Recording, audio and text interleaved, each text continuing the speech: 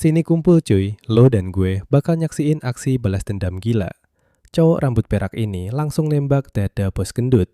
Anak buahnya panik teriak manggil bos Chaosu yang ambruk. Detik itu juga salah satu penjaga langsung nembak balik membabi buta. Nahas cowok rambut perak ini langsung diperondong peluru sampai hancur.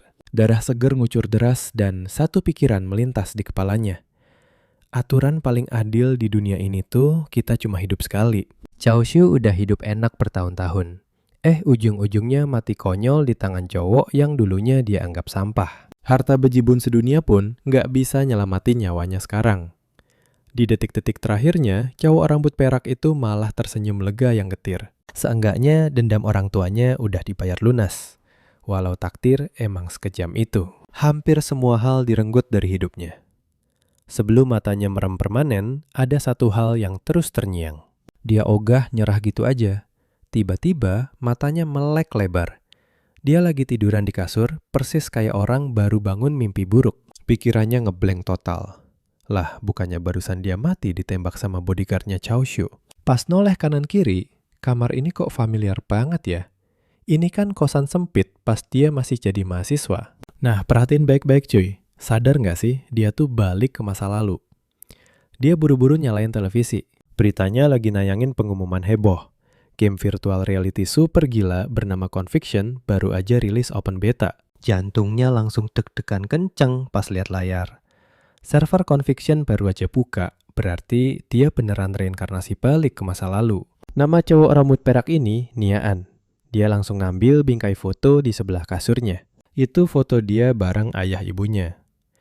Di masa ini, ortunya lagi bisnis gede di perbatasan jualan logam super penting bernama plutonium. Pemerintah berani borong itu barang ratusan kali lipat dari harga normal. Makanya keluarganya mendadak tajir melintir. Bapaknya lanjut buka pabrik peleburan logam dan mereka langsung jadi orang kaya baru. Sayangnya masa jaya itu nggak awet. Pas umurnya 25, semuanya hancur berantakan. Grup finansial Sihong mulai nyerang. Kerabat dan rekan bisnis yang dipercaya bapaknya disogok sama Chaosu buat berkhianat. Perusahaan mereka rugi gila-gilaan dan ujung-ujungnya bangkrut total. Bapaknya depresi, terus minum racun. Ibunya yang syok berat langsung jatuh sakit dan meninggal gak lama setelahnya. Tapi jujur aja, Nian sendiri juga salah. Lahir sebagai anak sultan bikin dia males dan cuma buang-buang waktu. Pas semuanya hancur lebur, dia gak punya skill, gak ada rencana, dan jalan buntu. Makanya dia milih jalan paling nekat buat mati bareng si bajingan Chaosu. Tapi sekarang semesta ngasih dia kesempatan kedua. Gila kan? Gue juga merinding Nian. Sumpah gak bakal kalah lagi. Tapi dia belum sadar, hidupnya kini berpusat di game Conviction. Conviction ini game hologram lintas zaman yang sukses ngubah dunia. Grup finansial pada rebutan masuk termasuk perusahaannya si Chaosu.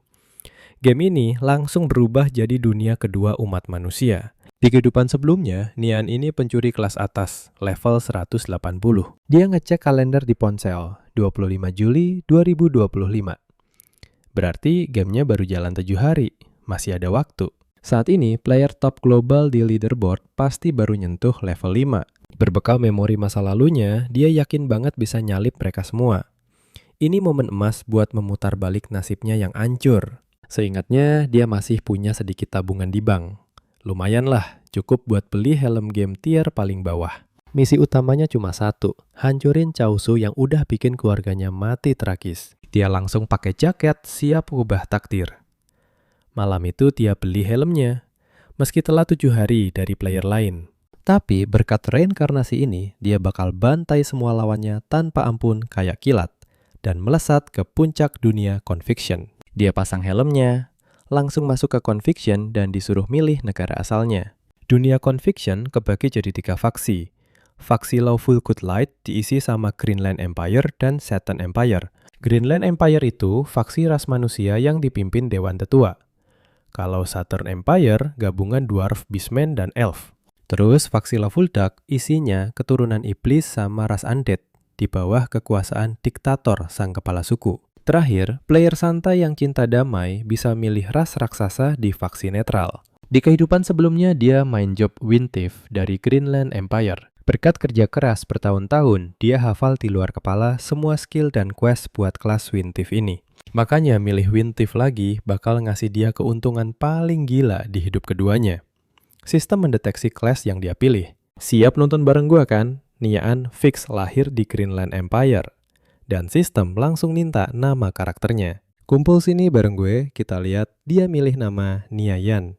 Sukses dan karakternya pun jadi. Dia langsung masuk ke dalam game Greenland Empire di kota Kero. Panel statusnya nunjukin job dia itu Thief level 1. Statusnya nih 6, Strength 8, Agility 5, Defense 4, Intelligence, dan 80 HP. Gila, dia seneng banget rasa familiar ini balik lagi. Dia mutusin nambahin 3 poin ke Strength dan 2 ke Agility. Di kehidupan sebelumnya, dia salah masukin poin dan malah buang-buang waktu pas leveling. Kali ini dia bener-bener mastiin gak bakal ngulangin kesalahan konyol yang sama.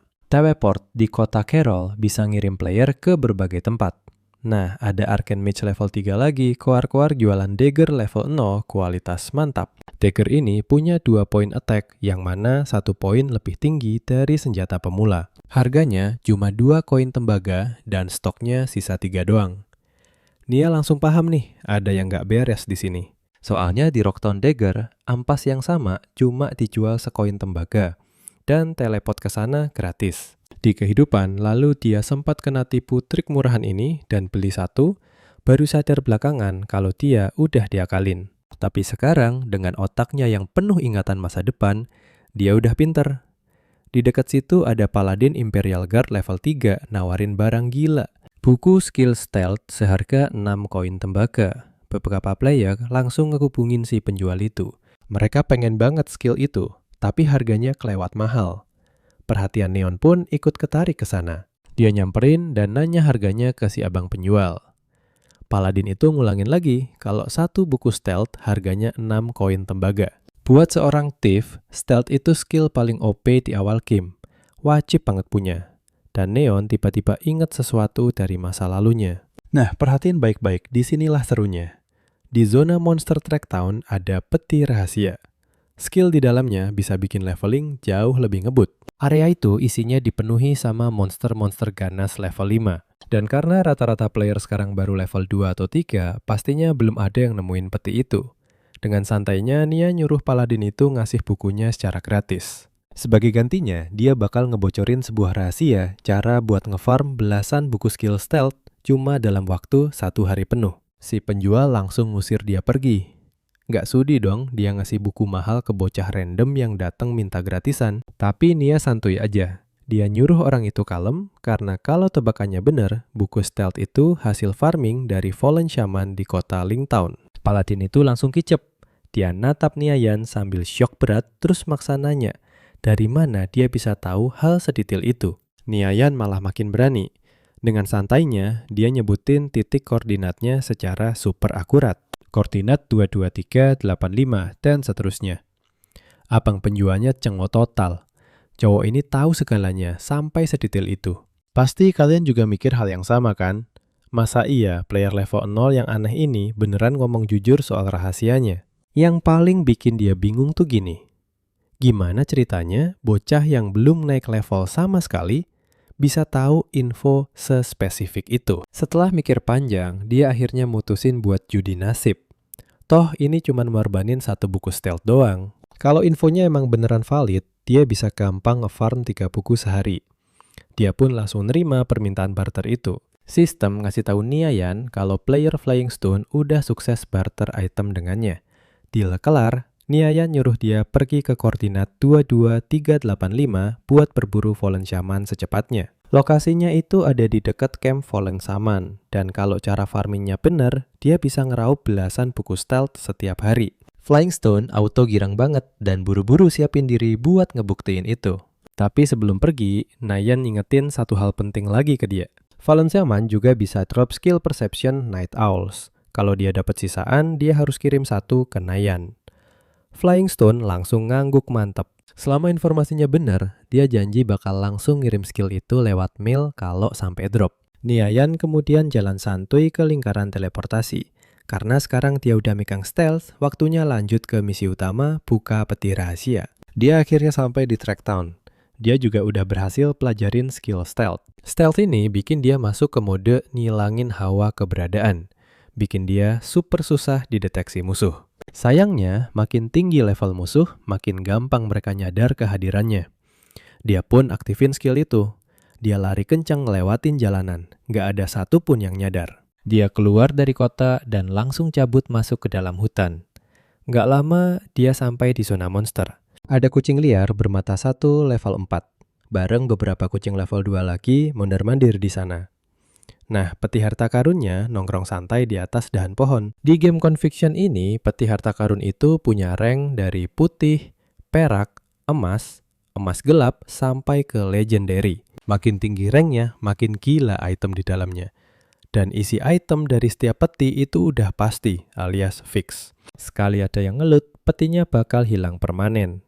Dan bener aja tebakannya, peti perak tersembunyi di zona itu masih anteng di sana. Belum ada yang ngambil petinya. Walau ini zona kucing liar level 5 dan player level 0 kayak dia mustahil menang, terus apa rencananya?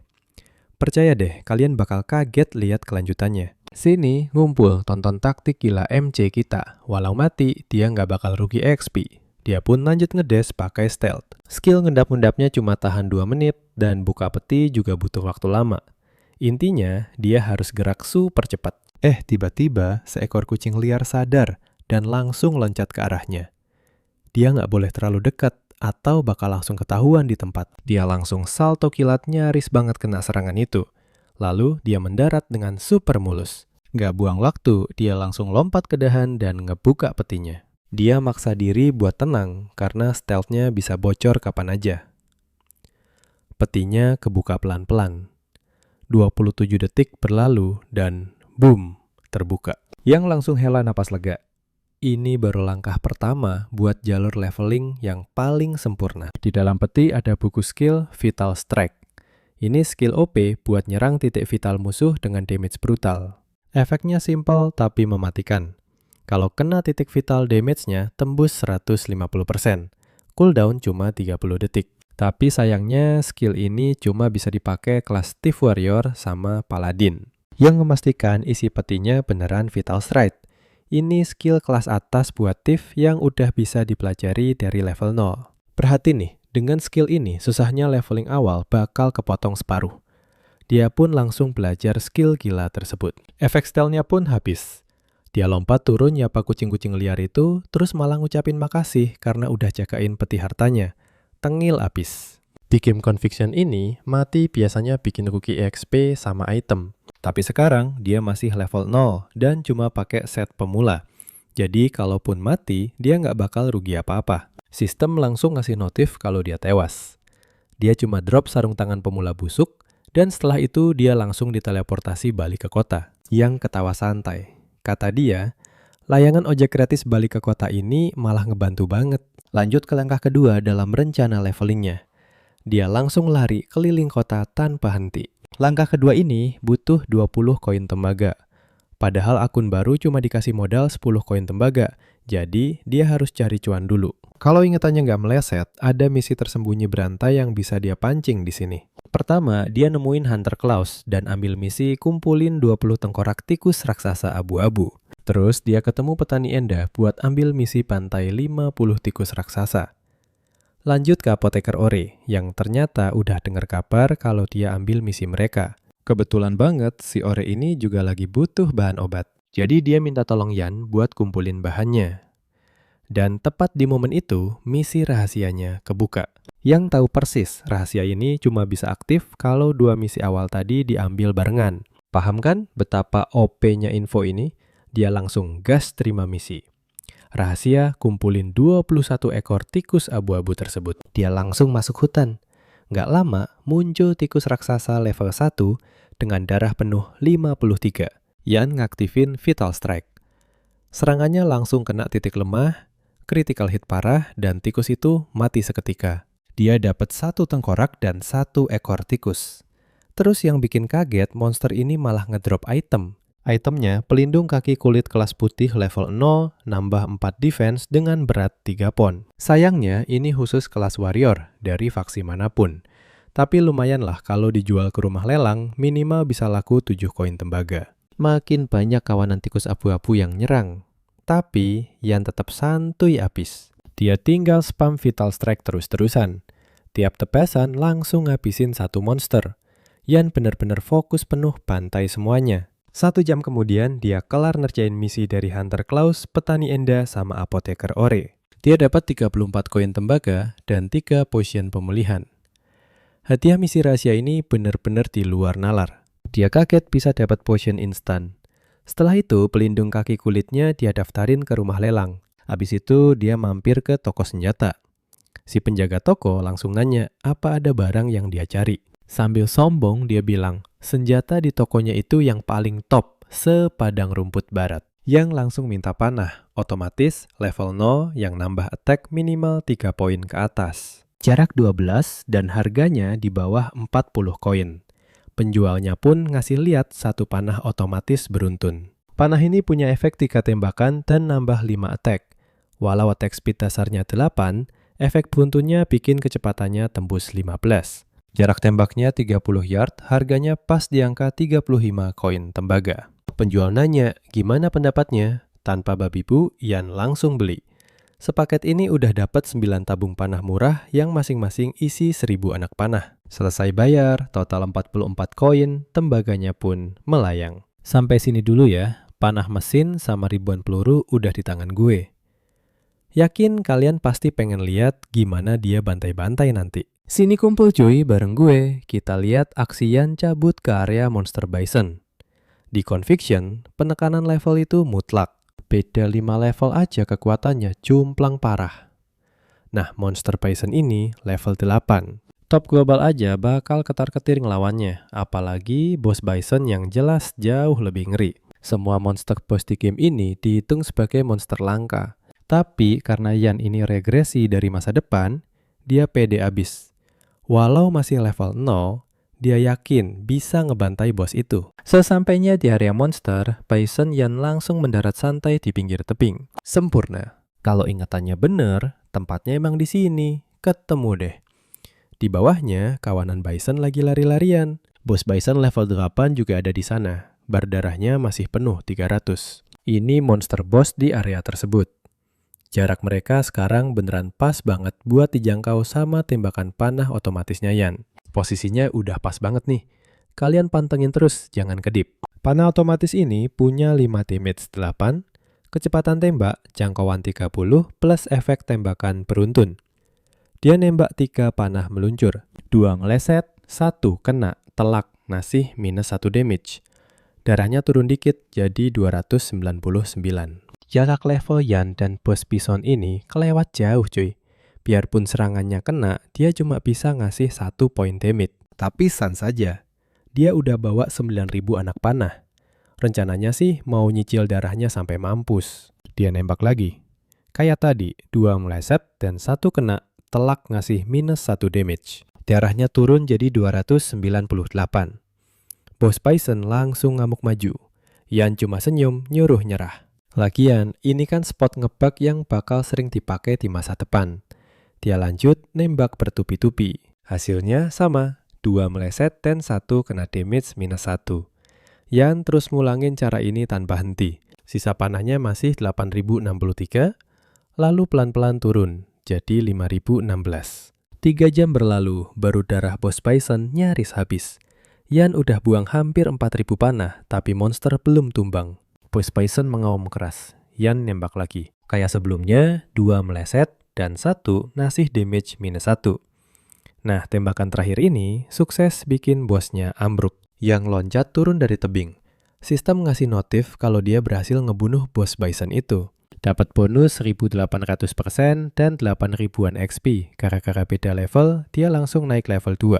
Gila kan numbangin bos beda level emang ngasih XP luper. Langsung aja kita cek bareng drop itemnya.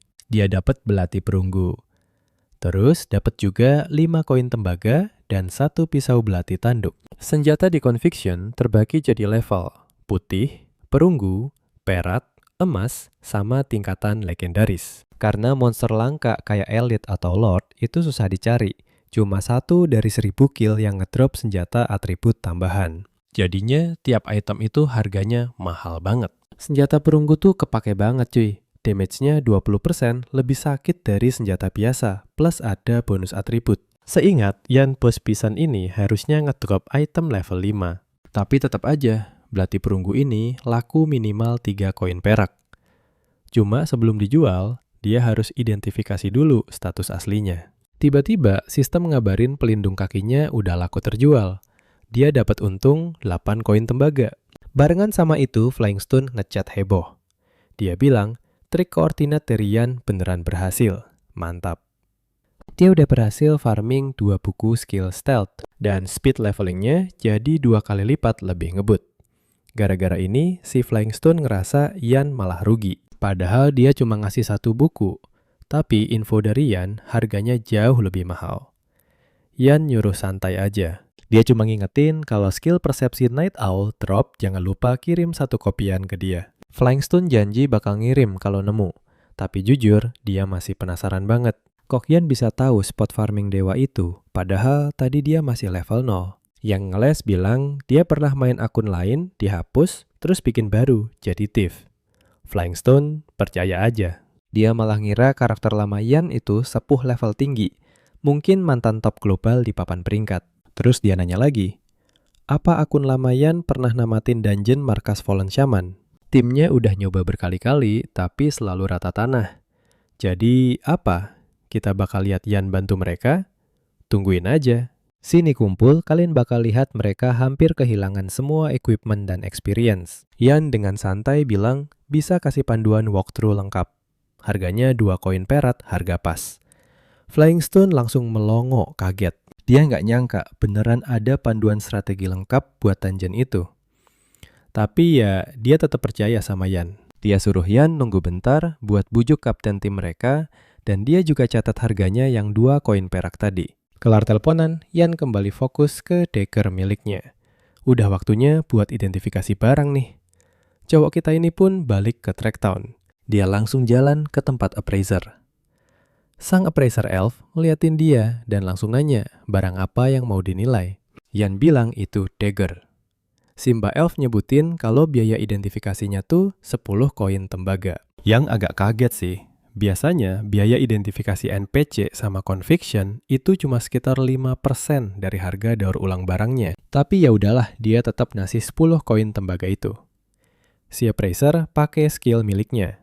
Nggak lama, status senjatanya langsung muncul. Ternyata itu Horndagger kualitas bronze level 0 dengan status kayak gini. Plus 18 attack, plus 5. Beratnya 1 pound. Cuma bisa dipakai sama thief, tapi faksi mana aja bisa pakai kok. Yan aja sampai ikutan kaget. Kalau dihitung dari status dasarnya, senjata ini punya hampir 10 poin attack lebih tinggi dibanding dagger biasa. Coba kalian perhatiin bagian ini. Selisih segitu aja udah bikin dia nyaris kebal di early game. Yan sekarang dapat senjata andalannya. Dia juga udah belajar Vital Strike sama Stealth. Tapi masih ada satu hal yang kurang, yaitu kemampuan bertarung jangka panjang. Sebagai seorang thief, pemain yang pengen daya tahan lebih oke pas berantem biasanya milih antara skill farmasi atau bandage. Health potion sama elixir emang guna banget karena bisa balikin tenaga tempur dengan cepat. Tapi sayangnya harganya mahal banget, Bor. Tapi buat Yan yang udah reborn, cari cuan mah gampang. Ramuan kayak gitu selalu bisa dibeli, nanti aja. Makanya belajar skill combat bandage tuh lebih cocok buat dia. Di toko obat dia beli 2 potion nafas dalam air tingkat dasar. Terus dia fokus dulu buat belajar skill combat bandage.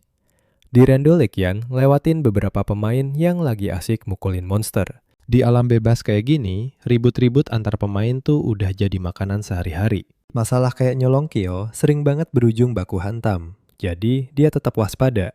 Buat sampai ke tujuannya, dia harus lewatin Fisherman Village sebelum masuk ke Randall Lake. Normalnya, butuh minimal 1000 pemain buat bersihin area itu. Sekarang ini, satu-satunya jalan buat lewat ya cuma pakai stealth. Tiba-tiba ada pengumuman dari sistem yang muncul di layar. Guild Victorious Return ngumumin kalau mereka bakal bersihin area tersebut dalam waktu 3 menit. Semua pemain di dekat Fisherman Village disuruh pergi sendiri. Sama persis kayak kehidupan sebelumnya, mereka masih aja sombong dan seenaknya suka bully pemain solo. Dulu banget Yan bahkan pernah diburu sama mereka sampai berbulan-bulan lamanya. Kalian pasti mikir hal yang sama. Waktunya balas dendam perlahan. Dia aktifin stealth. Terus nyelinap lewatin monster tanpa ketahuan sama sekali. Akhirnya efek stealth miliknya habis. Tepat di momen itu juga ada bola api melesat ke arahnya. Pemain bernama Purple Fire nyerang dia. Sistem langsung ngasih tahu kalau dia sekarang bisa lakuin pembelaan diri yang sah selama 5 menit. Purple Fire itu elemental mage level 3. Dengan dingin, dia bilang ke Yan kalau pemain solo dilarang ke sini dan nyuruh dia cabut. Yan lumayan kaget lihat anggota Guild Victorious Return di situ. Tapi berhubung musuhnya sendirian, ngelawan dia tuh bukan hal yang mustahil. Kalau lawan mage pilihannya cuma ada 2. Langsung maju deketin jarak atau kabur sejauh mungkin. Tapi kabur jelas bukan gayanya si Yan. Waktu casting buat Flame Burst itu sekitar 2 detik waktu yang cukup buat dia mendekat. Yang langsung maju nerjang. Dagger miliknya nusuk dada si Purple Fire. Minus 23 damage. Purple Fire sampai terhuyung mundur. Dia teriak marah bilang kalau thief ini pasti udah bosan hidup. Seluruh area ini padahal udah dikuasai sama Guild Victorious Return. Terus dia ngeluarin Violent Fire Ring. Yan kena minus 39 damage. Tanpa ragu sedikit pun, Yan minum instant recovery potion dasar. Terus dia dengan santai bilang ke Purple Fire, jangan harap bisa kabur. Karena udah biarin thief mendekat, Yan nyerang lagi. Minus 36 damage. Purple Fire langsung balas dendam nayunin tongkatnya yang penuh kobaran api. Dia ngeremehin Yan banget karena cuma jadi seorang thief level 2. Dia ketawa, meremehkan nyuruh Yan mikirin kesalahannya pas udah balik ke kota nanti. Habis kena serang berkali-kali gitu, darah Yan pasti sisa dikit banget. Purple Fire ngira darah musuhnya sisa 20 HP aja, sementara dia sendiri masih punya 51 HP. Berarti 1 bola api lagi cukup buat ngabisin Yan. Dia pengen nunjukin ke Yan, akibatnya kalau berani macam-macam sama Guild Victorious Return yang hebat ini. Dia mulai nyiapin bola api lagi. Waktu Yan maju lurus ke arahnya, Yan makin mengencangkan genggamannya di dagger miliknya. Terus dia ngeluarin Vital Strike. Purple Fire langsung membeku kaget. Gimana ceritanya ini bisa terjadi? Gila kan? Kita jadi saksi mata, Yan, si thief level 2 masih hidup habis kena bola api. Sini kumpul bro, kita lanjut ceritanya. Dia sampai mikir sisa darah si Yan tinggal berapa. Jawabannya simple, pasti pakai ramuan pemulihan instan. Tapi ini bikin pertanyaan baru muncul. Yan kan cuma pencuri solo level 2. Terus dari mana dia dapat duit buat beli ramuan? Dengan santai, Yan nyuruh dia mikirin itu nanti pas udah balik ke kota. Purple Fire langsung lenyap ditelan cahaya sekejap mata. Tongkatnya jatuh ke tanah. Yan langsung ngambil barang itu. Cuma tongkat perunggu level 0 sih. Menurut perkiraannya, barang ini bisa laku sekitar 10 koin tembaga. Tapi yang tahu hal lain, pemain serikat Victorious Return pasti bakal datang, makanya dia harus cepat cabut. Bener aja, mereka langsung muncul dan siaga 1. Ada musuh di sekitar danau dan Purple Fire baru aja tewas di sana. Salah satu dari mereka langsung nyuruh ngejar pelakunya.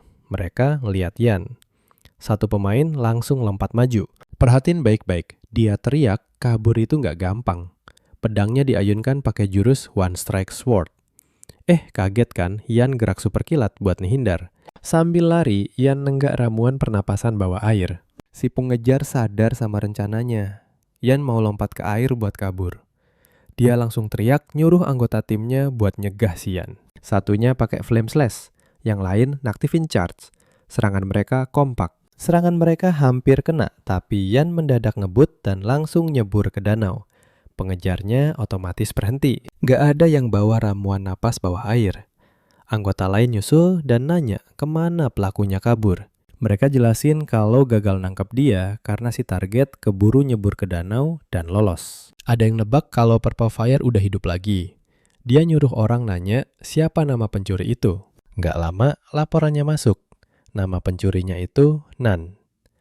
Karena udah ingat namanya, dia berencana nangkep dia lain kali. Sementara itu, Yan udah di dalam air. Dia lega banget bisa lepas dari kerombolan serikat Victorious Return. Terus dia ngeliat peti harta karun yang selama ini dicarinya.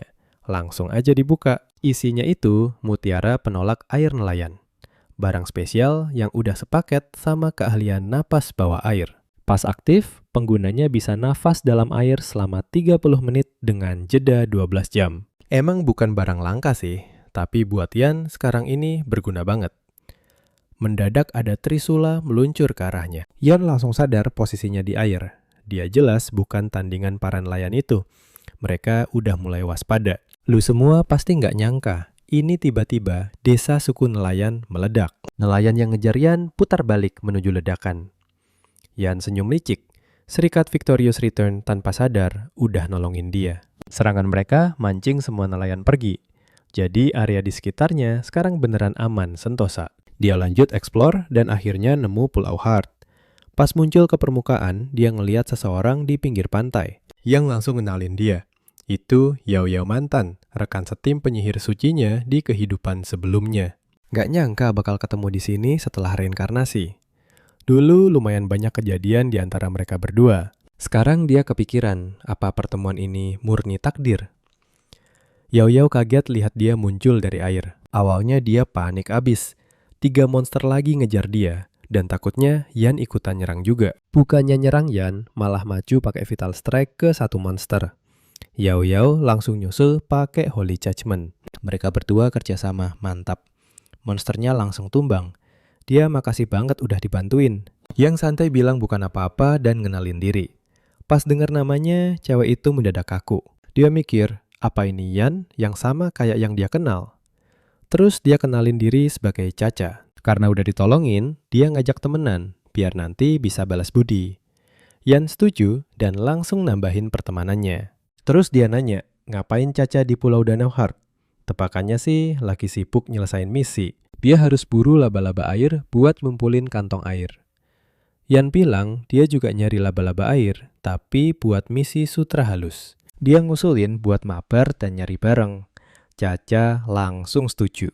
Malahan dia ngasih sutra halus yang baru aja didapat dari laba-laba air yang dibunuh tadi. Sistem kasih notif ada 12 barang yang ditukar. Yan tahu nilainya sekitar 36 koin tembaga. Tapi Caca nggak peduli duit.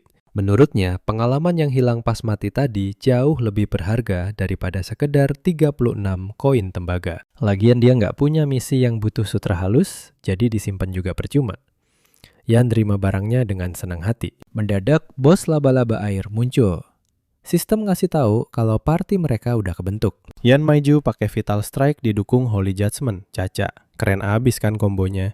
Keduanya ngasih minus 70 luka. Sini kumpul tuh monster mendadak balik nyerang dan Yan spontan teriak nyuruh dia lompat. Yang sengaja narik agro monsternya biar Caca bisa nyerang dengan aman. Dia langsung nembakin crossbow ke arah laba-laba itu. Caca nurut dan langsung nge-cast Holy Judgment sama Holy Strike. Muncul lagi minus 70 damage. Setelah adu mekanik bentar, bos laba-laba air itu akhirnya tumbang. Dalam hati Caca keheranan. Kombinasi serangan mereka berdua barusan beneran kelewat mulus. Bos monster yang super kuat aja mendadak kerasa gampang banget diurus. Ini pertama kalinya dia ngerasain pengalaman se-epic ini. Padahal mereka jelas-jelas baru pertama kali ketemu loh. Tapi kekompakan mereka ngalir gitu aja, berasa udah sering banget party bareng dari dulu. Yan sadar dong kalau dari tadi dia diliatin. Dia langsung nanya, ada apa kok ngeliatin terus? Caca buru-buru ngeles, bilang gak ada apa-apa. Terus dia ngaku kalau skill Yan tuh jago banget. Makanya dia kepo, ngapain player sepro dia malah asik grinding monster sendirian. Yang dengan santai jawab kalau dia udah biasa solo player. Karena kebetulan dia lagi sendiri, Caca langsung nawarin sesuatu. Timnya lagi nyiapin strategi buat nembus Trend Forest di Tracktown, dan dia ngajak Yan buat gabung ke party mereka. Yang nggak balik, tim, dia punya berapa Shield Warrior, terus berapa poin defense sama darah mereka. Trident Forest itu dungeon level 3 dan bosnya si Tran King itu masuk kategori monster sub-elite. Kalau Shield Warrior, mereka nggak punya defense mumpuni, nyelesain dungeon itu bakal mustahil banget. Caca jawab mereka punya 2 Shield Warrior, masing-masing defense 53 dan 230 darah. Yan manggut-manggut lumayan sih, tapi tetap rawan. Tahan napas bentar. Tran King itu punya peluang 2% buat ngasih serangan kritikal. Dan kalau defense Shield Warrior di bawah 60 poin, mereka bisa gampang mati sekali pukul. Udah gitu, skill healing priest-nya juga harus on point banget. Caca kaget banget pas denger si Tran King bisa ngelarin critical hit. Sumpah, dia belum pernah dengar info sepenting itu dari siapapun. Saking keponya, dia langsung nanya, dari mana Yan bisa tahu info itu? Tapi tim mereka udah capek-capek persiapan berhari-hari. Masa iya mereka harus nyerah gitu aja di tengah jalan? Buat naikin defense sampai 60 poin, minimal mereka butuh satu armor tier bronze, yang sayangnya susah banget buat didapetin. Yang bilang masih ada cara lain. Caca nanya, apaan tuh? Dengan santai Yan jawab, solusinya gampang banget. Biarin dia yang pimpin party mereka. Caca ngaku kalau dia sih percaya sama kekuatan Yan. Tapi buat nyakinin anggota tim lainnya pasti nggak gampang. Tetap aja dia janji bakal usahain semaksimal mungkin. Habis itu Yan mutusin buat ngecek drop item dari bosnya. Pas itemnya muncul, Caca bantuin buat nge-appraise. Yang sempat kaget juga pas tahu cewek ini udah pelajarin skill appraisal. Itemnya ternyata Fine Sealed Gauntlets tier bronze dan bisa dipakai dari level 0. Nambahin 2 defense, 3 magic, terus beratnya cuma 1 pon. Sarung tangan ini bisa dipakai make dari faksi manapun.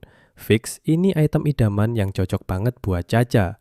Makanya Yan langsung ngasih itu ke dia. Dia kelihatan kaget dan nanya, terus jatah Yan gimana Yan? Langsung nunjukin item yang dia simpen. Ada sepotong rare Fine Sealed drop dari bos sama satu buku skill thief bernama Assassinate. Dia bilang ke Caca, dia cuma bakal ambil 2 item itu. Caca senyum dan setuju kalau itu adil. Lagian, loot yang didapat Yan juga lumayan banget kan? Jadi, dia nerima Fine Sealed Gauntlets itu dengan senang hati. Pas banget sistem ngumumin kalau server game bakal ditutup dalam 3 menit dan semua player disuruh segera log off. Gara-gara servernya mau dimatiin, Caca akhirnya pamit dan bilang sampai ketemu lagi di lain waktu. Yang bales, dadah-dadah terus, dia ikutan log off juga. Buat sekarang, petualangan leveling dia di dunia Conviction harus jeda dulu. Kalian pernah main game sampai lupa waktu kan? Pas Yan lepas helmnya, ternyata udah masuk pagi. Hari kedua. Biarpun progres di Conviction lagi stop, dia sadar banget kalau fisik aslinya juga harus dilatih biar makin kuat. Koushu pasti bakal bawa banyak bodyguard di masa depan. Yan gak mau terus-terusan jadi lemah dan pasif, jadi dia pergi keluar, malah nyaris ketabrak truk. Dia sampai jatuh ngengkang ke tanah. Mendadak ada orang di dekat situ yang lari nyamperin nanyain keadaannya. Pas Yan nengok ke atas, ternyata itu ZYO. Bukannya nyapa balik, cewek ini malah langsung ngomelin Yan gara-gara ceroboh dan ngasih tahu kalau lengannya lagi berdarah. Dia langsung buru-buru lari ke mobilnya buat ngambil kotak pertolongan pertama. Asal tahu aja, si Tiao ini teman sebangkunya sekaligus cewek yang paling bikin Yan nyesal di kehidupan sebelumnya. Gara-gara sifat cewek ini yang kelewat pemalu, Yan gak pernah berhasil nyatain perasaannya. Sialnya, cuma karena dia deket sama Yan, dia malah jadi target Shoes Century Financial Group. Sampai akhirnya kena gangguan mental yang parah banget. Sambil ngomelin Yang, dia telaten merbanin lukanya, nyuruh cowok itu berhenti bertingkah konyol dan ceroboh terus-terusan. Mukanya deket banget pas nunduk, dan pas dia ngedongak natap mata Yan, pipinya mendadak merah merona. Karena salah tingkah, dia langsung ngegas, nanya, apa Yan dengerin omongannya barusan? Yang sih iyain aja, tapi jujur nih, kalian pasti setuju sama isi pikiran Yan saat itu juga. Cewek di depannya ini benar-benar masih kelihatan imut dan lucu banget. Sambil buang muka dia bilang, siapa juga yang mau repot-repot ngurusin cowok ceroboh kayak dia. Terus cewek itu langsung pamit pergi dari situ. Sini kumpul. Sambil nyetir, dia kepikiran.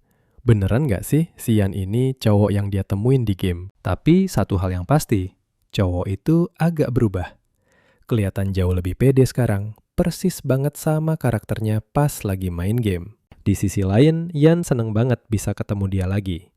Tapi dia sadar, si psikopat Shu bakal ngancurin hidupnya lagi ujung-ujungnya. Makanya kali ini dia mau bangun kekuatan dari awal. Cuma ini satu-satunya cara buat mubah nasib tragisnya dari kehidupan yang sebelumnya. Tiba-tiba HP-nya bunyi dari Tong Yao. Si sohibnya ini langsung ngegas, nanya, Yan kemana aja? Soalnya udah 2 hari ngilang tanpa kabar. Dia nyuruh Yan buruan datang. Yan langsung lega banget. Bersyukur banget dengar Tong Yao ternyata masih hidup. Tong Yao itu bestie sejati.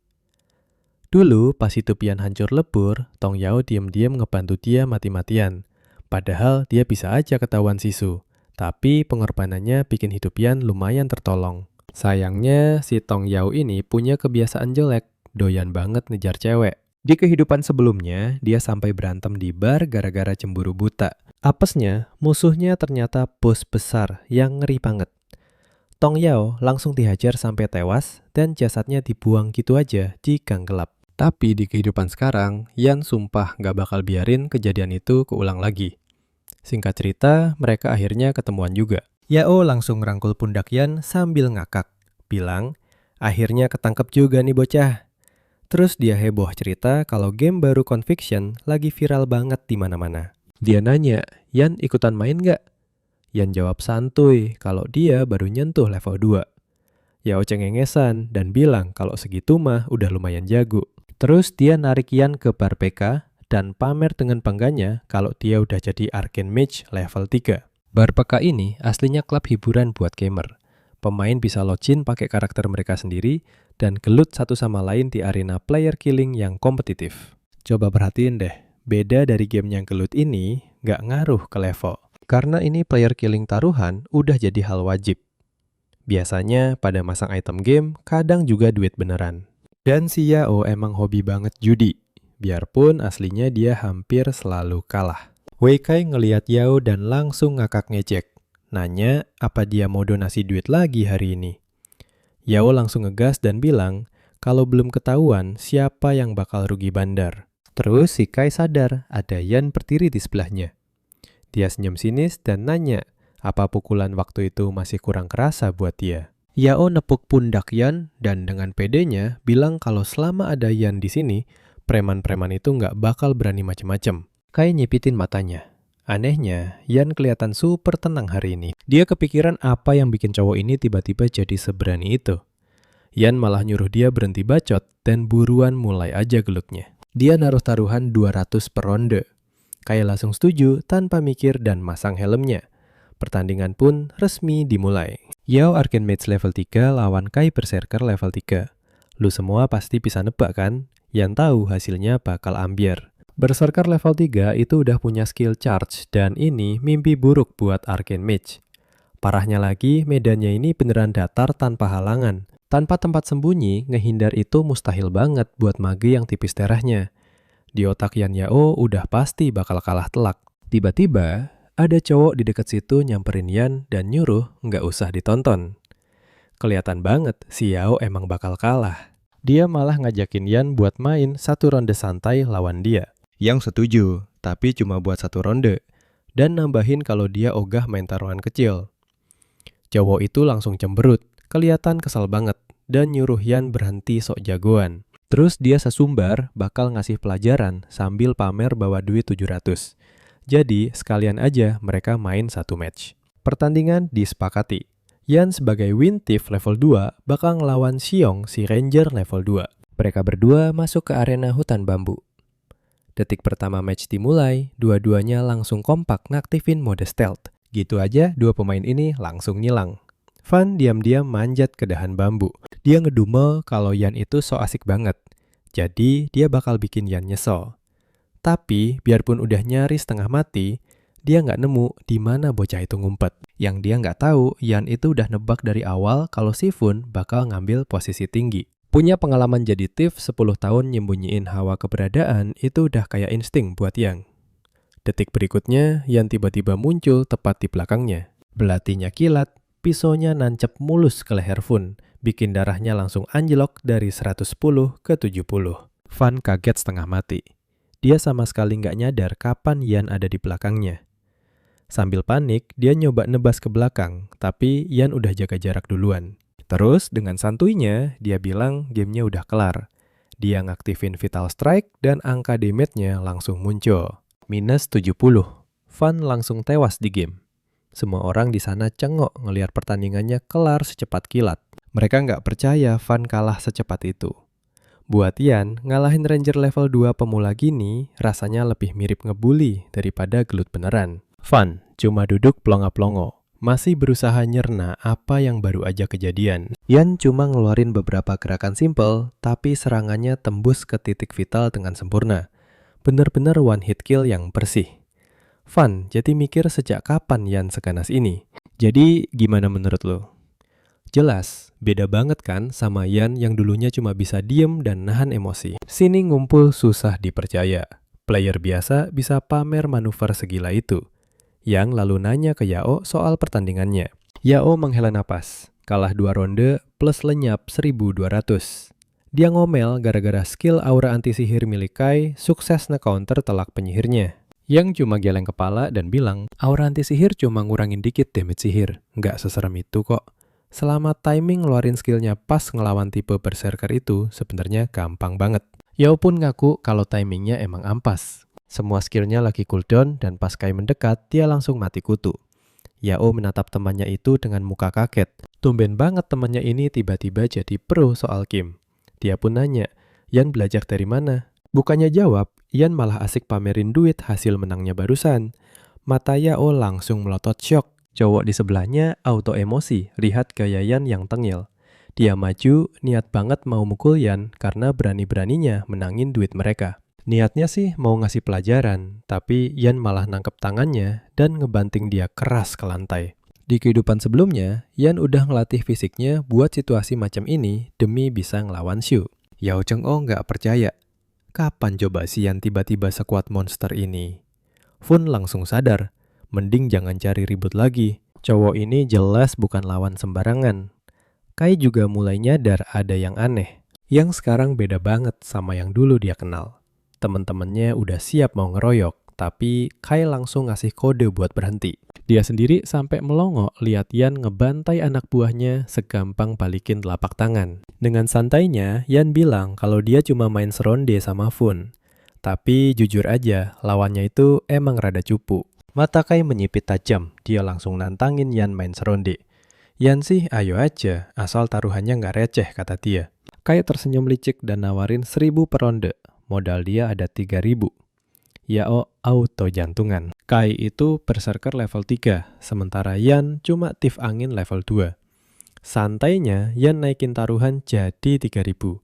Kai ngakak kenceng, bilang ayo aja, siapa takut. Lagian dia nggak percaya Tiff level 2 bisa bikin keajaiban yang aneh-aneh. Yao buru-buru narik. Yan nanya, apa dia udah gila? Emangnya dia bawa duit sebanyak itu sekarang? Yang jawab jujur, nggak ada. Jadi Yao terpaksa banget minjemin duitnya. Dia bahkan bercanda kalau sampai kalah, dia siap mati bareng. Gak lama mereka login ke dalam game. Pertarungan pun dimulai, Yan melawan Kai. Kalian harus lihat ini, mereka muncul berhadapan di lapangan terbuka. Yao auto panik lihat medan buruk ini. Tarung di tempat datar itu petaka buat pencuri yang ngandelin sembunyi. Kai bahkan nawarin ganti arena kalau Yan ngerasa itu nggak adil. Yan cuma geleng kepala dan bilang nggak usah repot-repot. Dia langsung aktifin skill stealth dan hilang. Kai siaga noleh kanan kiri, tapi beneran kehilangan jejak Yan. Yan sendiri sadar rumput di situ bisa gampang banget ngebongkar posisinya. Kai pasti bakal nebak arah gerakannya dari goyangan rumput itu. Makanya Yan butuh sesuatu buat nyamarin jejaknya. Angin. Kai tiba-tiba sadar angin bertiup kencang. Mukanya langsung berubah serius. Kehilangan jejak musuh kayak gini jelas bukan pertanda bagus. Dia langsung mengayunkan pedangnya buat jaga-jaga. Ini pertama kalinya dia lihat seorang pencuri pakai skill stealth dengan tingkat kontrol segila ini. Rumput yang harusnya ngebongkar posisi Yan malah dipakai buat nyecoh dia. Tiba-tiba anginnya benar-benar berhenti. Yan diem, gak berkutik sama sekali nunggu tiupan berikutnya. Pas anginnya balik, disitulah dia bakal nyerang. Kai mikir bocah ini pasti gerak pelan banget biar gak ketahuan. Dari arah rumputnya, dia yakin Yan pasti ada di depannya. Tiba-tiba angin bertiup kencang di sampingnya. Belum sempat dia bereaksi, satu serangan tajam langsung mendarat telak di tengkuknya. Darahnya turun dari 165 jadi 130. Kai panik ngayunin pedang besarnya. Pasti kalian juga kaget kan? Tiba-tiba dia udah di belakang Kai ngelepasin tebasan badai. Tapi Yan tahu satu rahasia. Habis pakai pedang besar dan jurus tebasan badai, pasti selalu ada jeda animasi mundur sekitar 1 detik. Dan 1 detik itulah kunci buat menang. Tapi si bodoh ini malah nggak kena apa-apa. Serangannya meleset. Yan manfaatin timing sempurna itu dan ngeluarin serangan vital. Semua penonton auto teriak syok. Angka damage 96 muncul, darah Kai langsung anjlok jadi 34 dari 165. Ngamuk, dia membalas pakai tebasan api. Pedang raksasanya meledak kebakar api pas dia maju nyerang Yan sambil teriak nyuruh mati. Yao langsung teriak nyuruh Yan cepat menghindar. Yang udah nebak hal ini, Kai pasti mau pakai tebasan api buat mukul mundur dan ngejauh dari dia. Tapi sebagai thief, jarak dekat itu keuntungannya. Darahnya juga masih aman banget. Walau harus nahan damage, dia nggak rela ngelepasin jarak ini. Coba tebak, bocah ini nekat nahan damage 56 secara langsung. Muka Kai langsung pucat. Sini ngumpul cuy, tonton aksi gila ini. Dia bertecak ngatain musuhnya sombong, terus langsung ngegas pakai tebasan maut. Pedangnya kena dan dia langsung menerjang maju. Wajah Yao langsung pucat pasi. Charge. Ada efek stun singkat, kalau Yan sampai kena tamat riwayatnya. Anak buah Kai malah ngejek, bilang kalau Yan cuma sok jagoan, sengaja nerima serangan, biar kelihatan keren doang. Tiba-tiba mereka kaget setengah mati. Yan ngehindar dari jarak super dekat skill charge-nya sampai tapi kalah panjang dari belatinya. Pas Yan lihat ada celah, dia tahu ini saatnya. Dia menebas cepat, darah langsung mencerat dari leher Kai. Pukulan itu bikin dia terpental ke belakang. HP Kai langsung nol. Sesuai dugaan Yan, dia sempat terserempet charge, tapi dia nyerang duluan. Kena minus 40 damage. Nggak ngaruh cuy. Sistem langsung ngumumin hasilnya. Yan menang telak. Nggak ada yang percaya. Level 2 baru aja ngalahin berserker level 3. Anak buah Kai benar-benar shock berat. Kok bisa bocah ini tahu persis jarak jangkauan skill berserker? Gimana caranya dia bisa baca pergerakan seakurat itu? Kai sendiri nggak terima kenyataan. Dia kalah. Yao langsung nyamperin heboh banget. Karena temennya berhasil ngalahin lawan beda level. Tapi Yan santai aja bilang, itu cuma hoki. Yao nggak percaya. Ini malah buktiin kalau Yan tahu terlalu banyak soal conviction. Perhatiin baik-baik cuy, di sini mulai seru. Yao minta diajarin main Arcane Mage. Yan langsung setuju. Geng Kai malah nyamperin. Yao langsung tegang, nanya. Ada apa? Takut Kai bakal nginggali janjinya. Tapi ternyata Kai dengan jantan ngakuin kekalahannya. Dia bilang dia nyerah dan ngajak mereka mampir ke barnya kalau ada waktu luang. Terus mereka langsung pergi. Satu anak buahnya nanya, kenapa dia sopan banget sama Yan. Kai bilang, kalian tuh jangan cuma lihat sekarang, tapi lihat ke depannya. Bocah itu udah berubah drastis dan bentar lagi bakal meroket tajam. Mending jangan cari gara-gara. Yan lalu ngajak Yao buat cabut juga. Hari ini dia cuan lumayan, jadi dia mau nraktir Yao. Buat les Arcane Mage-nya mereka bakal lanjutin nanti malam di dalam game. Malam tiba, Yan mulai olahraga. Badannya beneran kebentuk banget gila. Dia sendiri ngaku punya badan muda bugar gini rasanya enak banget. Habis selesai waktunya login lagi ke dalam Conviction. Sesuai janji dia harus ngurus Train Forest bareng tim Caca. Dia pakai helmnya dan masuk ke game. Yan muncul lagi di dunia Conviction. Berbagai notifikasi langsung bermunculan. Player Z ngirim permintaan pertemanan dan player Flying Stone ngirim 1 koin perak ke penyimpanannya. Katanya panduan yang dikasih Yan beneran ampuh. Mereka udah ngeberesin Fallen Shaman Camp dan sisa koinnya diserahin ke dia.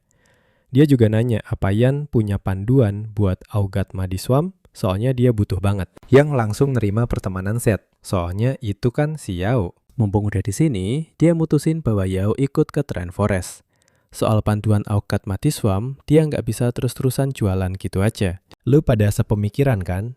Mending tunggu mereka gagal beberapa kali, baru deh dijual lebih mahal.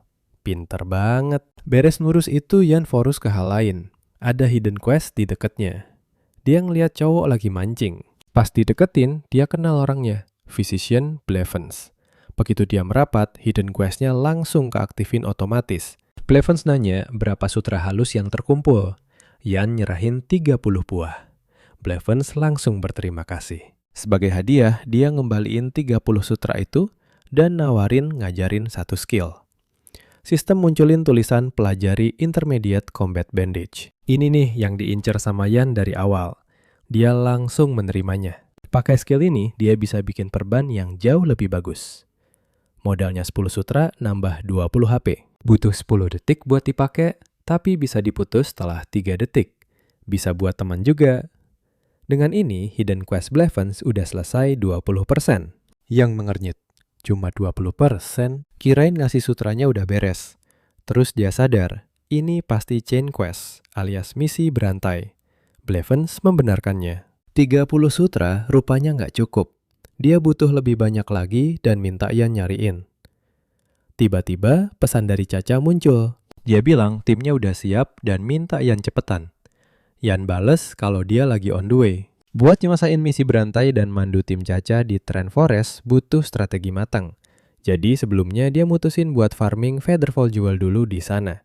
Di titik teleportasi kota Z alias Yau udah nungguin tadi tadi. Yan udah janji mau nge-carry dia di dungeon. Dan Yau mulai nanya-nanya dia di mana. Pas banget Yan muncul dan nyuruh Z ngikutin dia. Yan bakal ngajak dia farming Tranking. Terus rombongan lain datang. Caca melambai ke arah Yan dan di sebelahnya ada Yulan. Mata Z langsung berbinar pas ngeliat mereka. 2 cewek cantik cuy, lumayan banget. Dia nyenggol Yan, kepo kapan temennya ini kenalan sama mereka. Caca nyela bilang dia susah payah pucuk Yulan buat ikutan. Jadi Yan jangan sampai bikin malu. Chenpo si Wintif kelihatannya nggak suka. Yulan nyapa Yan. Dia nanya, apa bener dia Wintif yang dibilang Caca yang jago mandu, mereka ngelewatin Trend Forest yang bahaya ini? Di pikirannya, dia menilai Yan yang tenang dan kelihatan pro. Jadi gimana cuy? Lu pada pasti nggak sabar nunggu aksi mereka selanjutnya kan? Sini ngumpul, kita bakal lihat orang paling pede sedunia. Yan yakin 100% bisa kelarin dungeon ini. Tapi ada satu syarat penting. Dia yang bakal jadi kapten dan semua wajib nurut. Jelas aja, party pada nggak terima. Si Chenbo langsung ngegas. Ngapain juga mereka nurut sama dia? Gimana kalau dia cuma sok tahu terus bikin party? Latalan langsung omelin Bo. Ingetin kalau mereka udah sepakat dari awal. Nyari masalah aja sih. Bo nggak nyangka Lan malah belain orang luar. Lan akhirnya minta maaf ke Yan dan nyuruh dia langsung aja bikin timnya. Dia mastiin semua bakal join. Karena udah beres, Yan negasin lagi kalau perintahnya mutlak tanpa pengecualian. Kalau ada yang masih mau protes, urusannya sama dia belakangan aja. Nggak suka, pintu keluar terbuka lebar. Tapi kalau ada yang berani nyabotase di dalam sampai party rata, dia nggak bakal segan turun tangan. Tim pun dibuat. Lan Caca, Pi, dan Mineral Water masuk. Lan langsung deklarasi. Mulai detik ini, perintah Yan sama dengan perintahnya. Siapapun yang berani main kotor di belakang, nggak bakal dapat tempat lagi di timnya. Bo join dengan muka sepet. Yan langsung nentuin target, mereka nyelesain dungeon hutan Trend. Selain dia dan si Z sisanya ada di pihak yang sama. Biarpun pada nggak suka, nggak perlu sampai nyabotase dan bikin party hancur kan. Ia nambahin kalau ada kesalahan gara-gara perintahnya, dia bakal ganti rugi 10 koin perak. Nah perhatiin nih, semua langsung shock. Lan bisik-bisik nanya ke Caca, dapat dari mana sih cowok ini? Kepedeannya itu loh bikin Lan mikir, mereka beneran bisa menang. Caca cuma senyum manis dan bilang, Yan pasti bisa. Yan nyuruh semua kenalin diri bareng status mereka. Dimulai dari para ksatria perisai. Boiled Water duluan. Ksatria perisai defense 61 HP 230. Tank utama. Lanjut Dumpling Ksatria perisai juga. Defense 51, HP 160, serang 28. Terus Blazing Flame si penyihir api dengan 32 damage sihir. Disusul yang lain. Baru deh Yan kasih komando. Boiled Water disuruh beli ramuan kecepatan dan Pumpkin beli ramuan kekuatan. Mereka melongo harganya nggak ngotak cuy. Satuannya bisa puluhan koin tembaga. Ada yang ragu ngeluh kalau modalnya kelewat gede. Menang dari hutan Trend juga belum tentu balik modal. Bo nyinyir kirain si Yan ini jago beneran. Tapi kalau harus beli ramuan sebanyak ini, mau jadi kapten pun nggak mungkin dia bisa namatin dungeonnya. Z langsung kebales. Dia bilang, Bo kebanyakan bacot. Kelihatan banget aslinya dia cuma bokek dan gak sanggup beli. Kalau emang miskin, Z bersedia minjemin. Bo makin panas nanya maksudnya apa? Z jawab santai. Maksudnya ya nyindir dia. Caca berdecak nanya ke Yan. Apa tingkat normal butuh ramuan sebanyak ini? Dia juga cemas takut gak balik modal. Yan cuma bilang nanti juga pada paham sendiri. Kalian pasti udah nebak kan? beli ramuan itu bukan buang duit, karena dia emang nggak niat main di tingkat normal. Targetnya tingkat paling brutal, expert Lan nyuruh semua beli ramuan sesuai instruksian. Udah nggak ada yang berani debat. Semuanya nurut, beres belanja, tim kumpul, dan langsung berangkat. Mereka sampai di ruang terbuka hutan dengan batu aneh di tengahnya. Yan nyuruh mereka diam di tempat selagi dia buka dungeon. Dia maju naruh tangan di batu dan mulai ngerapal mantra. Di depan pepohonan hutan kuno ini, kalian bakal nemuin teks purba yang terukir di batu raksasa misterius. Mereka yang lewatin hutan ini bakal nyerap embun dari cahaya fajar pertama. Siulan gembala menggema di hutan, ngebangunin jiwa pepohonan yang udah tertidur dari zaman kuno. Pengintai tetua Greenland laporin ada jejak peri gelap di hutan dan bergumam pelan. Peri gelap sialan ini. Kenapa nggak mau berhenti sih? Pas mantranya selesai, sistem nyuruh dia milih tingkat kesulitan dungeon hutan, tren. Gampang normal, sulit master atau expert. Dan jelas aja, Yan pilih expert. Lingkaran sihir langsung muncul. Detik berikutnya mereka udah masuk ke hutan tren. Muncul notifikasi kalau ini tingkat expert. Satu party langsung beku. Panik brutal menyebar. Beberapa sampai doa, moga-moga Yan salah pencet. Nggak mungkin mereka bisa selamat. Tapi Lan nggak mikir gitu. Orang kayak Ian nggak bakal ngelakuin kesalahan konyol ini, pasti udah direncain dari awal. Bo langsung meledak. Dia nuduh Yan emang sengaja ngajak mati bareng. Dia nuntut penjelasan dosa apa mereka sampai dipaksa masuk tingkat expert, cuma buat diratain dan buang-buang XP doang. Yan santai aja, nggak ada reaksi. Kalau nggak puas, ya silahkan pergi. Caca pun maju. Tahan napas urusannya makin panas nih. Caca ngingetin Bo kalau Yan itu tamunya. Kalau ada masalah, ngomong langsung, jangan nyerang terus. Sini kumpul bareng gue, Bo langsung panik dan ngeles. Padahal aslinya dia emosi banget. Dia nggak terima cewek itu malah belain orang luar. Tapi Yan tetap santai. Kata Yan mode expert tuh nggak seribet itu. Darah monster cuma naik 30%. Prajurit perisai butuh pertahanan lebih tebal. Penyihir juga harus ngasih damage lebih gede. Udah gitu doang. Buat bosnya si Raja Tren emang ada perubahan sih, tapi nanti aja dia jelasin pas udah sampai. Lan dengerin dengan serius. Ngomongnya sih gampang, tapi di dungeon beda 1% aja bisa bikin rata tanah. Apalagi ini 30%. Dari mana coba rasa pede cowok ini asalnya? Caca nanya langsung apa dia beneran yakin. Yan bilang itu bukan masalah besar. Bo kali ini diem aja, tapi matanya ngawasin terus dari tadi. Dia pengen lihat gimana cara orang ini nyelesain dungeon tingkat tinggi. Tim mereka pun mulai jalan makin jauh ke dalam hutan. Tahan napas bentar, ini mulai seru. Tiba-tiba akar merambat mulai gerak, yang langsung ngasih peringatan. Mereka masuk jarak serang tren dan akarnya bakal nyerang cepat. Semuanya harus nyebar. Sebagian besar dari mereka langsung refleks. Cuma satu yang telat, si Bo. Akar itu meluncur, niket badannya dan ngebanting dia ke tanah. Semua orang panik. Bu sekarang lagi diseret tanpa ampun.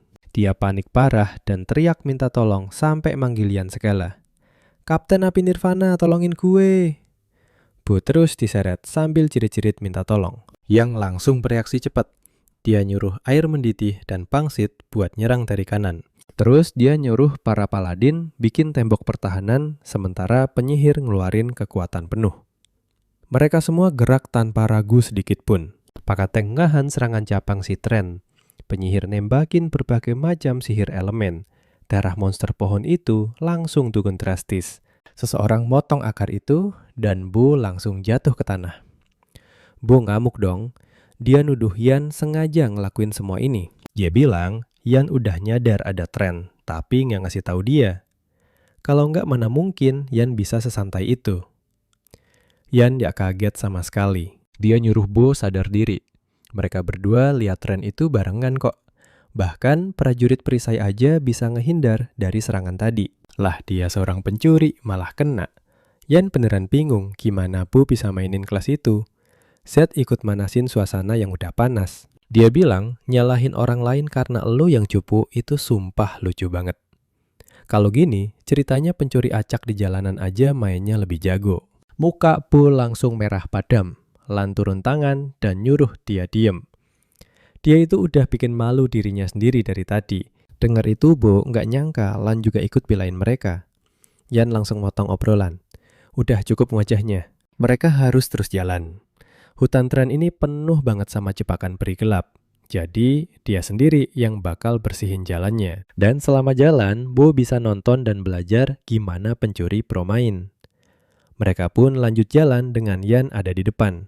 Tiba-tiba ada yang teriak ngasih peringatan ada batang pohon jatuh di depan. Yan bereaksi kilat menghindar dengan gaya santai banget. Dia nggak melambat sama sekali. Jebakan lain aktif jaring jatuh dari atas. Yan langsung motong jaring itu cuma dengan satu tebasan rapi. Kalian juga pasti takjub kan lihat ini. Z sampai bengong lihat kayak main Yan sehalus itu. Lan ikutan ngangguk kagum karena gerakannya efisien banget. Kecepatan dia bersihin jebakan beneran beda level. Bo malah mendecih. Dia bilang itu mah bukan hal yang spesial. Katanya dia juga bisa ngelakuin itu. Terus dia nginjek sesuatu. Tanahnya ambruk. Dia jatuh langsung masuk ke dalam lubang penuh duri. Sesaat dia kira nyawanya udah tamat. Tapi ada satu tangan nangkap kakinya, narik dia naik dan ngebanting dia balik ke atas tanah. Yan ngeliatin dia dan ngomong dengan datar. Ini pertama kalinya dia lihat pencuri secupu ini. Bo langsung ngegas, nuduh kalau Yan sengaja ngejebak dia. Yan lewat situ aman aja. Terus kenapa dia jatuh, Z langsung ngomel. Dasar orang gak tahu diuntung. Kalau Yan gak nyelamatin dia pasti udah mati. Yan gak mau debat, dia cuma ngomongin faktanya. Bo nginjek jebakan itu pakai kakinya sendiri. Kan gak ada yang dorong dia. Emang dia pikir semua tempat yang Yan lewatin udah pasti aman. Terus Yan nutup obrolan dengan dingin. Orang kayak dia itu nggak pantas mainin kelas pencuri angin. Bo langsung baper dan buru-buru nantangin Yan buat duel 1 lawan 1. Dia maju nyerang, niatnya mau ngebunuh. Yan bahkan nggak mundur sedikit pun. Dia nangkep pedangnya pakai jari dan dengan santai bilang duel itu terlalu ngebosenin. Kalau Bo mau, dia harus panggil beberapa orang lagi. Kalau nggak ya pertarungannya nggak bakal asik. Lan maju ke tengah dan nyuruh mereka berhenti. Dia ngomongin fakta yang udah jelas banget. Bo sendiri yang nginjek jebakan tapi malah nyalahin Yan. Caca ikutan bilang kalau Yan itu yang nyelamatin nyawanya. Tapi malah Yan yang disalahin habis-habisan. Dia bener-bener gak nyangka Bo itu cowok kayak gitu. Tapi Bo tetap keras kepala. Dia kekeh ini semua salah Yan yang sengaja mau menjebak dia. Yang lihat jebakannya tapi diem aja. Mereka itu satu tim, tapi malah milih belain orang luar. Air mendidih nyela dan nyuruh dia diem. Yan gak salah apa-apa. Jelas-jelas Bo yang dari tadi terus nyari masalah, dan semua orang lihat itu dengan mata kepala sendiri. Bo tiba-tiba ketawa, terus nantangin Yan buat ngebuktiin dirinya. Dia pengen lihat gimana caranya Yan nyelesain dungeon susah ini. Habis itu, dia langsung keluar dari party. Caca buru-buru minta maaf ke Yan soal kejadian barusan. Yan cuma santai aja. Jujur aja, emang lebih enak main tanpa beban yang bikin repot. Di saat yang sama, dia langsung nyadar suatu hal. Jadi menurut kalian, tim barunya nanti bakal sekeren apa? Kalau Yan mau rajin dungeon, dia emang harus bikin tim sendiri. Lan bilang mereka bisa bahas itu nanti. Sini, kumpul bareng gue, kita lanjut beresin dungeon yang makin gila ini. Setengah jam lewat, Yan akhirnya balik abis mengintai dalam diam. Dia bilang jalannya buntu total. Ada 18 trean ngadang. Muka Lan langsung pucet. Jumlah segitu jelas di luar nalar. Mereka nggak bakal sanggup. Tapi Yan santai aja. Dia nggak sebodoh itu nyuruh nabrak semuanya sekalian. Dia lompat ke dahan. Yang lain bingung pas Yan ngeluarin crossbow andalannya. Dia mau pamerin gimana cara narik agro kelas dewa. Panah langsung dilepas dari senjatanya. 3 panah melesat barengan ke arah yang saling menyebar. Anggota party langsung mematung bingung parah. Ada yang ngira tangannya kepleset. Boilet Water panik takut semua Trian bangun dan meratakan mereka. Tapi Yan ngomong tenang banget. Dia nyuruh Boilet Water nahan di koordinat yang disebutin.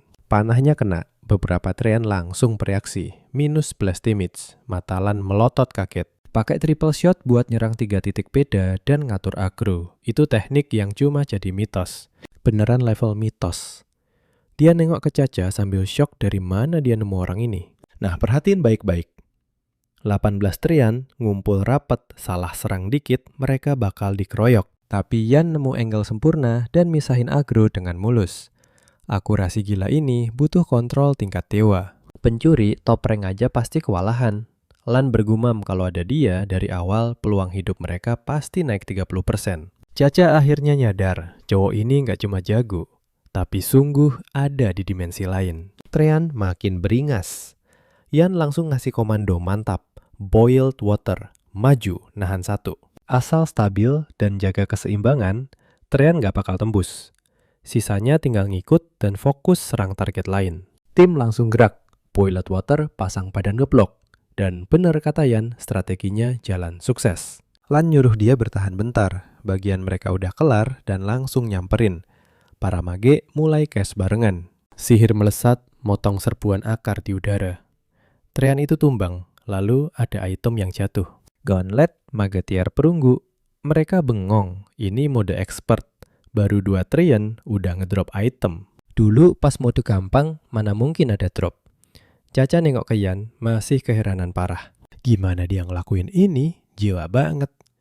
Tapi Yan santai, sesuai janjinya bahwa mereka menang mode expert. Sekarang tinggal ngulang taktik ini buat bantai semua Trean di hutan. Satu panah lagi melesat dan kena target. Monster itu mengaum marah. Yan gas terus, dia pimpin timnya maju perlahan meratakan seisi dungeon. 20 menit kemudian, tim lagi istirahat. Mereka duduk melingkar ngelilingin tumpukan loot yang segunung. Ada yang bilang dia nggak nyangka mode expert segila ini. Baru ngeberesin sekelompok Trean, tapi drop equipment udah bejibun. Kalian pikir aman? Awas belakang. Ada yang gerak dan Yan udah nyadar. Yan bilang ini baru pemanasan. Harta karun di hutan Trean mode expert jauh lebih gila dari ini. Dia nyuruh mereka istirahat maksimal, habis itu langsung lanjut. Nggak lama mereka sampai di persimpangan jalan. Yan nyuruh belok barat. Lan ngerut kening barat tuh buntu, harusnya mereka ke timur. Tapi Yan nyuruh percaya aja, dia nggak bakal bikin rugi. Lan nggak tahu kalau alur cerita ini beneran rahasia. Di titik game ini belum ada satupun player conviction yang nemuin jalurnya. Mereka pun nekat maju. Di jalan terdengar suara suling. Mata Yan langsung tajem. Itu dia target yang dicari. Namanya Ian Pot, kakek tua penjaga hutan. Dulu pas dia berkuasa, manusia dan Trean bisa hidup berdampingan. Tapi semua berubah pas sekte gelap muncul. Trean lepas kendali dan mulai ngebantai manusia. Dewan Greenland akhirnya turun tangan buat basmi Raja Trean. Dan itulah alur cerita utama dungeon ini. Kakek itu ngelihat mereka dan langsung ngusir pergi. Tempat ini bahaya, para Trean bakal bunuh siapapun. Apalagi pas malam tiba di bawah cahaya bulan, kekuatan monster itu bakal makin gila dan mengerikan. Yang maju dan nyapa santai. Dia bilang mau basmi Trean demi keadilan. Kakek Ian Pot langsung ngegas. Dia nyuruh berhenti. Yang pantas mati itu bukan Trean, tapi makhluk busuk yang sembunyi di bawah tanah. Mereka yang pantas kena azab. Suaranya bergetar nahan marah. Para Dark Elf itu. Mereka nyolong sulingnya dan sembunyi di kegelapan. Lan kaget dan berbisik pelan. Ini beneran quest rahasia. Gimana Yan nemu karakter rahasia ini? Lan nanya, Caca siapa sebenarnya cowok ini? Caca cuma diam, shock. Paham kan sekarang kenapa gue suruh kalian stay? Tanpa quest ini, Raja Trean mustahil dikalahin. Sini ngumpul kita lihat aksi Yan yang dengan santainya bilang udah sadar ada monster sejak awal. Berharap cahaya suci bakal memurnikan mereka.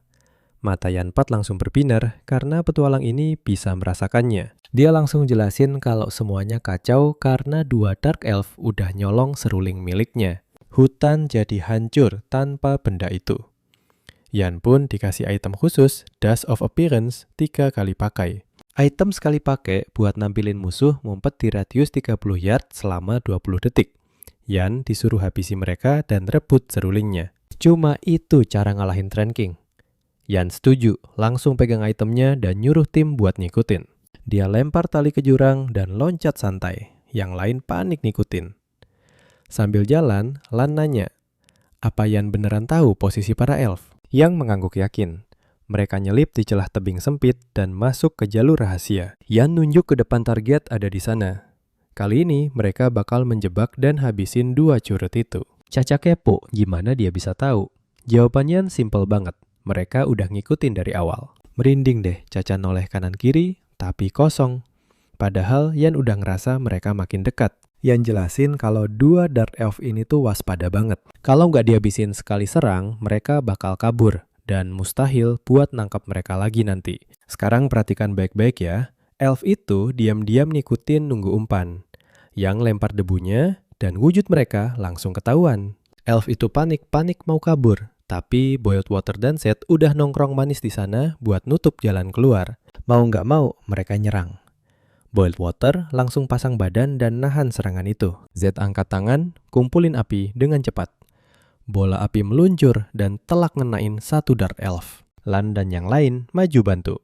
Yan teriak suruh habisin karena serulingnya ada di sana. Dia langsung duel. Elf itu loncat ngeluarin cakar. Tapi Yan menghindar dan kasih serangan vital mematikan. Minus 50. Lan lanjutin dengan tebasan bersih yang mutusin lengan musuh. Elf itu tewas. Yan menghela napas dan ngambil serulingnya. Dengan ini, lewatin hutan tren bakal gampang banget. Seruling Yan Pet bisa dipakai siapapun dari level 0. Efeknya ngeri, bikin monster tren ketakutan. Stats musuh turun 50% dan HP pengguna naik 300. Sayangnya, cuma aktif di dalam dungeon hutan tren. Tiba-tiba, Caca manggil dia. Dia nemuin sepucuk surat aneh. Pas Yan ambil, muncul notif baru quest cabang rahasia. Kirim surat ke Jenderal Veratran soal serangan balik suku Drow. Caca nanya isinya karena dia nggak bisa baca teksnya. Kalian juga mikir gitu kan? Yan bilang ini quest cerita rahasia. Beres dari hutan ini tinggal balik ke kota buat lapor. Semuanya auto girang banget, dapat hadiah tak terduga. Jadi makin semangat kan namatin dungeon. Yan kasih serulingnya ke Boiled Water yang jadi tank utama di tim. Boiled Water sampai melongo, lihat HP nambah 300. Kalau gini ngelawan Trend King, gak bakal kerasa serem lagi. Mereka lanjut jalan lagi, dan Zed beneran kagum banget. Awal masuk hutan, ada yang masih ragu sama Yan. Tapi sekarang semuanya respect abis. Dia bangga banget. Gak lama suasana hutan jadi kacau. Mereka kompak nyerang monster Trend. Batang pohon raksasa tumbang satu persatu berturut-turut. Dari drop item, mereka dapat tameng perunggu plus 10% defense. Dibandingin gear lama, Boiled Water ini jauh lebih mantap. Lan nyamperin Yan buat minta tolong. Dia tahu ini berkat Yan, tapi dia nanya, apa boleh beli tameng kece itu buat timnya? Pakai itu party, mereka mungkin bisa nembus dungeon level tinggi, walau tanpa bantuan Yan. Yan cuma butuh gear thief sama Featherfall Jewel dari bos Trend King. Sisanya mah mending dijual aja buat cari duit. Karena emang niat dijual, ambil aja kalau butuh. Lan langsung ngucapin makasih sedalam-dalamnya. Caca juga minta maaf karena bikin rugi. Terus ikutan bilang makasih. Tiba-tiba akar meledak dari tanah. Tanah retak saat akar mematikan muncul. Wajah Yan serius dan langsung ngasih peringatan. Bosnya datang, semua siap bikin formasi. Sekarang tank di depan dan ikutin aba-abanya. Trend King akhirnya muncul. Level 4, Lord Great 100.000 HP full. Dia ngamuk ke manusia yang masuk wilayahnya. Serangan akar tebal melesat. Yan gampang banget merunduk buat menghindar. Lan sampai bengong ngeliatnya. Coba jujur sama gue, gila kan? Thief level 2 nanganin boss lord sekeren ini. Yang langsung ngasih perintah. Boiled Water ngetank dan petarung melee stay di belakangnya. Kelas penyihir dilarang masuk jarak 30 yard. Boiled Water kena mental karena defense boss gila banget. Jan langsung panggil para penyihir terus ngasih kode keras. Serang barengan. Berbagai mantra elemen langsung meledak bersamaan. Sementara air mendidih sukses nahan garis depan. Nah, lu dan gue rehat dulu ceritanya hari ini. Kalau kalian mau update chapter mingguan seri ini, sekarang semuanya bakal mendarat rutin di channel kedua gue, namanya Manoa Updater. Biar lu dan gue nggak ketinggalan kelanjutannya, wajib banget cek dan gabung geng update di sana. Makasih banyak udah nonton cuy. Tetap asik, tetap gokil, dan kita gas bareng lagi di selanjutnya.